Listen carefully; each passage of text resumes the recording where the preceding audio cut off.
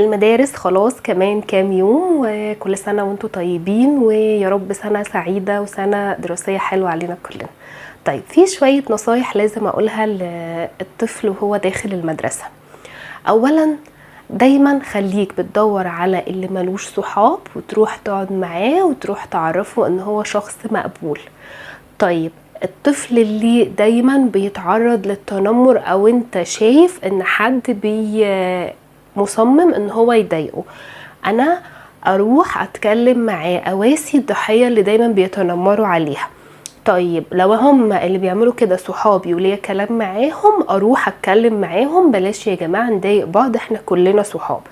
لو الموضوع محتاج ان الميس تتدخل او حد كبير، اروح انا اجيب الحد الكبير ده. لازم اعلم ابني ان هو يتخذ موقف ايجابي، مش يبادر بخناق ولا ضرب ولا مشاكل.